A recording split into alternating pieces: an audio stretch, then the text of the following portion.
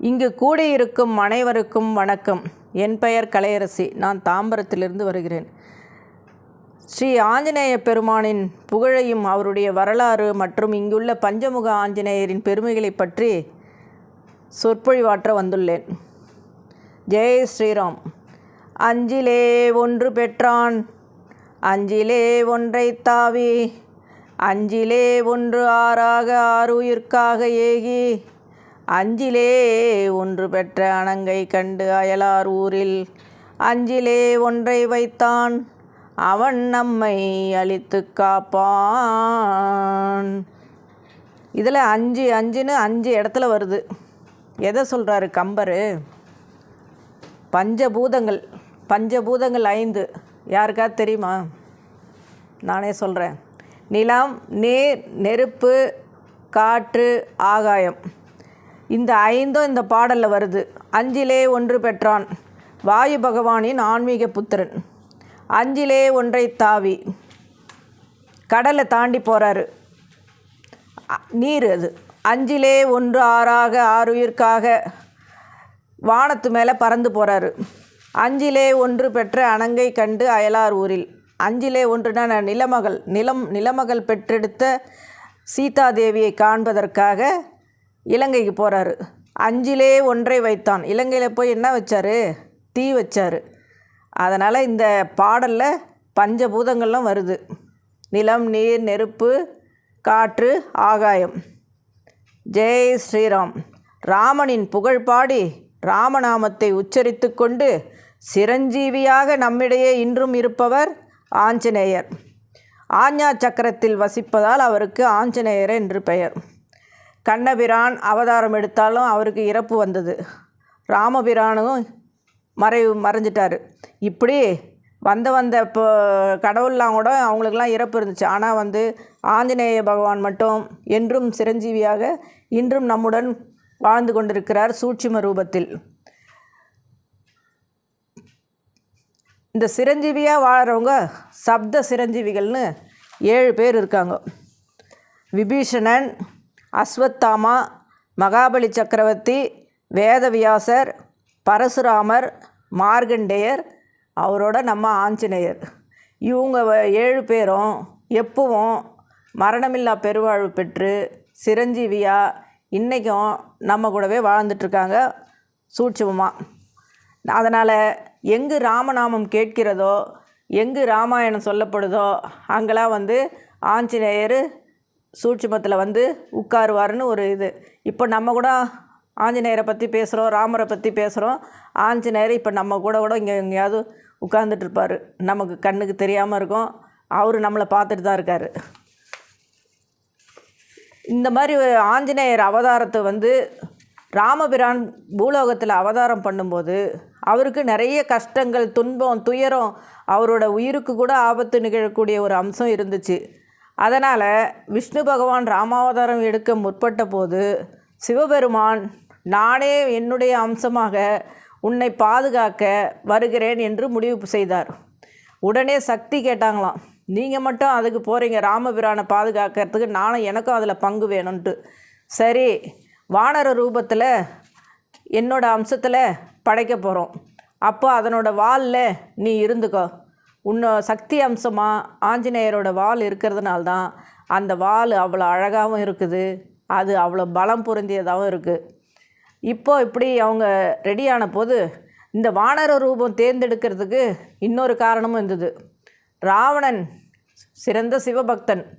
அவர் ஒரு நாள் சிவபெருமானை கும்பிட போகும்போது வழியில் நந்தி இருந்துச்சான். குரங்க, நீ வேறு வழியில் நிற்கிறியா, போ அப்படின்னு திட்டினாராம். நந்தி பகவான், என்னை பார்த்தா குரங்குன்னு சொன்னேன், உனக்கு பாரு குரங்கால தான் அழிவு, நீ அழிவ, குரங்கால தான் உன் ராஜ்யமே அழியும்ன்ட்டு நந்தி பகவான் சாபம் விட்டாராம். அந்த சாபத்துக்காகவும் இப்போது வானர ரூபத்தில் ஆஞ்சநேயர் பிறக்க போகிறாரு. தசரத மகா சக்கரவர்த்திக்கு ரொம்ப நாளாக குழந்தை இல்லை. அவர் அங்கே புத்திர காமேஷ்டி யாகம்னு ஒரு யாகம் பண்ணிட்டு இருந்தார். அப்போ அந்த யாகத்தில் பாயாசம் பிரசாதமாக வச்சு படைக்கப்பட்டது. அப்போ வானத்திலிருந்து ஒரு கருடன் அந்த பாயாசத்தை தன் 2 கரங்களால் அள்ளிக்கிட்டு பறந்து போச்சு. சிவபெருமானோட அருளோடவும் வாயு பகவானோட உதவியோடவும் அது அங்கே அந்த ஆஞ்சநேயரோட தாயார் அஞ்சனை அப்போது அவங்களும் ரொம்ப நாளாக குழந்த வர இல்லாமல் சிவபெருமானை நோக்கி தவம் பண்ணிவிட்டு கையெடுத்து கும்பிட்டுட்டு அழுதுட்டு இருந்தாங்களாம். கரெக்டாக அந்த கொண்டு போன பாயசத்தை அந்த கருடன் வந்து வானத்திலேருந்து போட்டுச்சு. அது அந்த அஞ்சனையோட கைகளில் விழுந்தது. அஞ்சனையும் சிவபெருமானை கும்பிட்டுட்டு இருக்கும்போது தன் கையில் பாயசம் வந்ததுனால இது சிவனோட பிரசாதமாக தான் இருக்கணும், அப்படியே அதை அறிஞ்சிட்டாங்க. அப்புறம் அவங்க கருவுற்று குழந்தை பெற்றெடுத்தாங்க.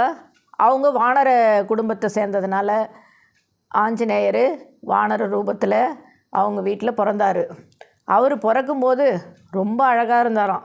அதனால் அவங்க அம்மா அவருக்கு சுந்தரன்னு பேர் வச்சு தான் கூப்பிட்டுட்டு இருந்தாங்க. இவர் சின்ன வயசில் நிறைய சாப்பிட்டுக்கிட்டே இருப்பாராம். அடிக்கடி பசிக்குமா. பசிக்குதுன்னு ஒரு நாள் அவங்க அம்மாட்ட கேட்டு அவங்க அம்மா எடுத்துகிட்டு வர போகிறதுக்குள்ளே அவர் பாட்டு வானத்தில் சூரியனை பார்த்தாராம். ஆஹா, இவ்வளோ பெரிய பழம் இருக்குதே, நான் இந்த பழத்தை எடுத்து சாப்பிட்றேன்னு சொல்லிட்டு கிட்ட அவர் தான் பலம் பொருந்தியவராச்சே, பறந்து போயிட்டே இருந்தாராம்.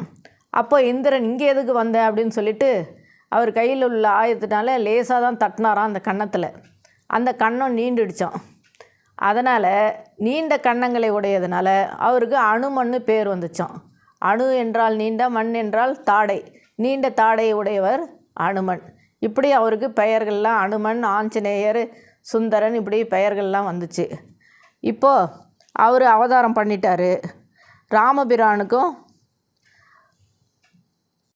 வனவாசம் போகிற நாட்கள் வந்து விட்டது. இப்போ அவர் வனவாசம் புறப்பட்டார். அங்கே போயிட்டு சுக்ரீவன் இவங்கெல்லாம் சந்தித்து இப்படி அனுமனோட நட்பும் கிடச்சி அனுமன் வந்து இப்போ இவருக்கு ஒரு பணியாளனாகவும் சேவகனாகவும் இருந்து ராமருக்கு பணிவிடை செய்ய ரெடி ஆகிட்டார். ராமர் போகிற இடம்லாம் அவர் கூடவே போயிட்டு பண்ணிட்டு இருந்தார். அப்போது சீதாதேவி தான் நமக்கு தெரிஞ்சது தானே. சீதாதேவியை ராவணன் வந்து கொண்டு போயிட்டார். அப்புறம் இலங்கைக்கு போனார். இலங்கைக்கு போயிட்டு கண்டேன் சீதையை, ராம் ராம் ராம் ராம் அப்படின்னு சொல்லிட்டு இருந்தாராம். என்ன இது ராமர் நாமம் கேட்குதுன்னு சொல்லிட்டு அந்த அம்மா யார் வந்திருக்குது, ஒரு கால் ஏமாத்துறானா, அவனே போலியா ராவணனே வந்திருக்கானான்னு அவங்களுக்கு ஒரு சந்தேகமாக. உடனே அனுமன் கையில் வச்சுருந்த அந்த கணையாழி ராமரோட மோதிரம் அதை கொடுத்தாங்களாம். அப்புறம் அவங்களுக்கு அவ்வளோ சந்தோஷமாக. இப்போ நம்ம சொந்தக்காரங்களாம் வெளியூர்லேருந்து எங்கேயோ ஒரு விபத்துன்னு கேள்விப்பட்டோம்னா கூட நீ நல்லா இருக்கியா, அவங்கக்கிட்டேருந்து ஃபோன் வந்துச்சுன்னா நமக்கு உடனே ஒரு சந்தோஷம் வருதுல்ல. அந்த மாதிரி சீதா பிராட்டியும் அனுமனை பார்த்ததும், அவர் கையில் இருந்த கணையாழியை பார்த்ததும் அவ்வளோ சந்தோஷமாக. உடனே என்ன செய்யறதுன்னு தெரியல. அங்கே பக்கத்தில் அவர் ஆசீர்வாதம் பண்ணுறதுக்கு அட்சதையெல்லாம் கிடைக்கலையாம். சரின்னு வெத்தலை கொடி தான் இருந்தான். வெத்தலையை 4 பறித்து அவர் தலைமையில் போட்டுட்டு ஆசீர்வாதம் பண்ணிவிட்டு என்றைக்கும் நீ நான் சிரஞ்சீவியாக இருன்னு அவங்கள வாழ்த்துனாங்களாம். அப்புறம் அங்கே இருந்த கொடியே பறித்து அவர் கழுத்தில் மாலையாக போட்டாங்களாம். அதனால் இப்போது நம்ம வெத்தலை மாலையெல்லாம் போடுறோம்லாம் ஆஞ்சநேயருக்கு, அது அங்கேருந்து ஆரம்பித்து தான். ஆஞ்சநேயர் வந்து எந்த கவலை, துன்பம், கஷ்டம் எதுனாலும் நமக்கு சீதா பிராட்டிக்கு தீர்த்து வச்சார்ல, அந்த மாதிரி நமக்கும் தீர்த்து வைப்பார்ன்றது தான் இந்த வெத்தலை மாலையோட தாத்பரியம். இப்படி அவர் ராமருக்கும் ராவணனுக்கும் சண்டை வந்தபோது ராவணனோட சைடு நிறைய பேர் இறந்துட்டே வந்தாங்க. அவனுக்கு வந்து உயிர் பயம் வந்துருச்சு. என்ன பண்ணுறது, இந்த ராம லக்ஷ்மணரை அழிக்கவே முடியலையே, என்ன செய்யலான்னு அவர் யோசித்தார். அப்போது பூலோகத்துக்கு ஒரு ராஜா இருந்தார். அவன் பேர் வந்து மயில் ராவணன். அவனை ஏகப்பட்ட வரங்களை பிரம்மா கிட்டேருந்து வாங்கி வச்சுருந்தான். அவனுக்கு அழிவே கிடையாது. அவனோட உயிர் அவன் உடம்புலேயே இருக்காது. அதை எங்கேயோ கொண்டு போய் வச்சுருக்கான். இந்த மாதிரி ஒரு மாயாஜாலங்கள்லாம் தெரிஞ்சவன். அவங்ககிட்ட போயிட்டு இலங்கை ராவணன் போயிட்டு உதவி கேட்குறான். இந்த மாதிரி ராம லக்ஷ்மணரை எனக்கு அவங்கள கொன்னுட்டு அதுக்கு நீ தான் உதவி பண்ணோம் அப்படின்னு. அது என்ன பெரிய விஷயம், நான் பார்த்துக்கிறேன் அப்படின்னு சொல்லிட்டு உடனே ராம லக்ஷ்மணர் மேலே தாக்க ஆரம்பிச்சிடறாரு. அவங்களும் போர் புரிஞ்சிட்ருக்காங்க. அனுமனுக்கு என்ன செய்யறதுனே தெரியல. அவன் வந்து விபீஷணன் மாதிரி வேஷம் போட்டு ராம லக்ஷ்மணர் இங்கே பாதாள லோகத்துக்கு கொண்டு வந்துட்டான். இப்போது உண்மையான விபீஷணர் வந்து ஆஞ்சநேயர்கிட்ட சொல்கிறாரு, நீ என்ன தான் சண்டை போட்டாலும் அவன் சாக மாட்டான், அவனோட உயிர் அவன்கிட்ட இல்லை அப்படின்ற ரகசியத்தை அனுமனுக்கு மட்டும் காதில் சொல்லிடுறாரு. அவனோட உயிர் வந்து இங்கேருந்து 7 கடல் தாண்டி அங்கே ஒரு தீவு இருக்குது. அந்த தீவுக்குள்ளே ஒரு தடாகம் இருக்குது. அந்த தடாகத்தில் ஒரு தாமரை மலர் இருக்குது. அந்த தாமரை மலருக்குள்ளே ஒரு பெட்டிக்குள்ளே 5 வண்டு இருக்குது, ராட்சச வண்டுகள். அந்த வண்டுகளோட உடம்புல தான் இவனோட உயிர் இருக்குது. நீ அந்த 5 வண்டுகளையும் ஒரே நேரத்தில் கொன்னேனாதான் இந்த மயில் ராவணனோட உயிர் போகும் அப்படின்னு சொன்னாங்களாம். இவரும் சரின்ட்டு நான் அவர் தான் நினச்ச இடத்துக்கு நினச்ச மாத்திரத்தில் போகக்கூடிய வரங்களை பிரம்மா கிட்டேருந்து வாங்கி வச்சுருக்காரு. இப்படி அவர்கிட்ட எல்லா பலமும் இருந்ததுனால உடனே நினச்ச உடனே போயிட்டு அந்த 7 கடல் தாண்டி அந்த பெட்டியை தூக்கிட்டு வராரு. தூக்கிட்டு வந்த உடனே மயில் ராவணன் முன்னாடி அப்படியே விஸ்வரூபத்தில் 5 தலையோடு நிற்கிறாரு. என்னென்ன தலை? கருடன் மாதிரி தலை, வண்டில் அது பறந்து போயிடும், அதனால் வானில் பறப்பதற்காக கருட ரூபம், தாவி செல்வதற்காக வானரம், பாய்ந்து செல்வதற்காக நரசிம்மம், பூமியில் ஓடுவதற்காக குதிரை, பாதாளத்துக்கு நுழைய வராகம். இப்படி 5 தலைகளை கொண்ட விஸ்வரூப ஆஞ்சநேயராக இதோ இங்கே உள்ள பஞ்சமுக ஆஞ்சநேயர் மாதிரி அப்படியே நிற்கவும் இந்த மயில் ராவணன் ஒரே அதிர்ச்சி ஆயிடுச்சு. அவனுக்கு என்ன பண்ணுறதுனே தெரியல. சடால்னு அவர் கையில் கொண்டு வந்த அந்த பெட்டியை திறந்தார். 5 வண்டு வந்துச்சு. அந்த 5 முகங்களும் ஆளுக்கு ஒரு வண்டாக எடுத்து கடித்து துப்பிட்டாங்க. மயில் ராவணனும் அழிஞ்சிட்டான். அவங்ககிட்ட இருந்து ராவணனையும் அடித்து அவங்ககிட்ட இருந்து ராமரை மீட்டு லக்ஷ்மணரை மீட்டு 2 பேரையும் 2 தோளில் கொண்டுட்டு திருப்பியும் இலங்கைக்கு போனாங்க. அங்கே போயிட்டு சண்டை போட்டு சீதா பிராட்டியை மீட்டு திருப்பியும் அயோத்திக்கு வந்தாங்க. அது வரைக்கும் அனுமாரோட உதவி அங்கே மகத்தானது. இப்போ நம்ம ஆஞ்சநேயரை வழிபட்டோம்னா அவர் சிவனோட அம்சம். அவரோட வாளில் சக்தி இருக்காங்க.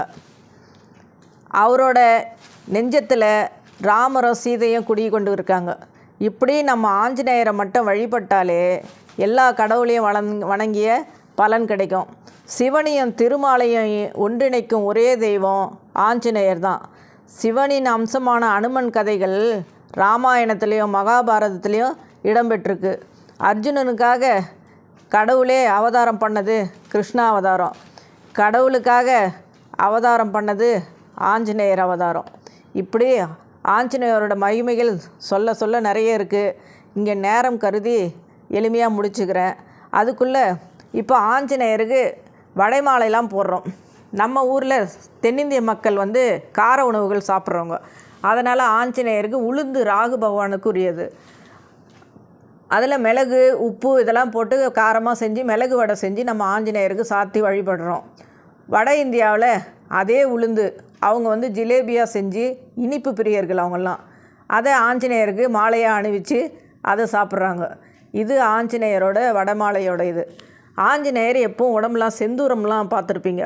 செந்தூரம் ஏன் பூசுகிறோம்னா ராமர் ராவணனை வென்று திருப்பியும் அயோத்திக்கு போயிட்டு அங்கே பட்டாபிஷேகம் செஞ்சுக்கிட்டு நாட்டை ஆண்டுக்கிட்டு இருக்கும்போது சீதா பிராட்டியார் ஒரு நாள் நெத்தியில் செந்தூரம் வச்சுருந்தாங்களாம். என்ன செந்தூரம்லாம் வச்சுருக்கீங்கம்மான்னு கேட்டாராம்.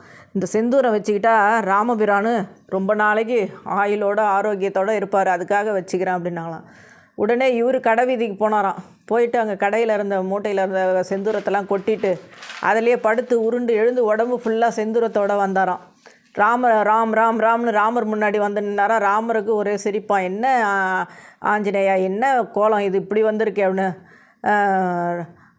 ராம் ஐயா, நீங்கள் அம்மா சொன்னாங்க நீங்கள் ரொம்ப நாள் ஆயுளோட ஆரோக்கியத்தோடு இருக்கிறதுக்கு செந்தூரம் வச்சுக்கிறேன் அப்படின்னு சொல்லிட்டு அம்மா நெத்தியில் மட்டும்தான் வச்சுருக்காங்க. நான் மட்டும் நான் சலைச்சோன்னா உங்கள் மேலே இருக்கிற அன்பை காட்டணும்.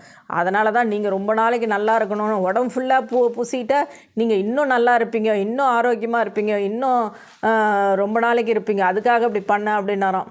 அந்த அளவுக்கு ராமர் மேலே பக்தியும் அன்பும் இதுவும் வச்சவர் ஆஞ்சநேயர். அதனால் ஆஞ்சநேயர் ராம் சொன்னாலே அவருக்கு மனசு குளிர்ந்துடும். அனுமனை வணங்கினால் துணிச்சல், பலம், புகழ், புத்தி கூர்மை, ஆரோக்கியம், மன நிம்மதி என அனைத்து பாக்கியங்களும் கிட்டும்.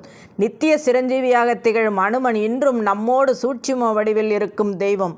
மனமுருகி பிரார்த்திப்பவருக்கு பிரத்யட்சமாக தோன்றி அருள் புரியும் தெய்வம் ஆஞ்சநேயர். எங்கெல்லாம் ராமம் நாமம் ஒலிக்கிறதோ அங்கெல்லாம் நான் வருவேன் என்று கூறியுள்ளார். ஆகையால் எப்பொழுதும் ராமநாமம் ஜெபித்து ஆஞ்சநேயரின் அனுகிரகத்தை பெற்று வாழ்வோமாக. எவர் ஸ்ரீராமரையோ ஆஞ்சநேயரையோ மனமுருகி வேண்டினாலும் அவர்களை காக்கும் பெரும் பொறுப்பை ஏற்றார் ஆஞ்சநேயர். வியாழன் மற்றும் சனிக்கிழமைகளில் அனுமன் விரதம் இருப்பது சிறப்பு. சகல ஆனந்தங்களையும் அள்ளித்தருபவர் ஆஞ்சநேயர். சிவனையும் திருமாலையும் ஒன்றிணைக்கும் தெய்வமாக விளங்குபவர் ஆஞ்சநேயர். ஜெய் ஸ்ரீராம், ஜெய் ஸ்ரீராம். அனைவரும் ஆஞ்சநேயரின் அருள் பெற்று மகிழ்வோடு வாழ்வோமாக. வாய்ப்புக்கு நன்றி. வணக்கம்.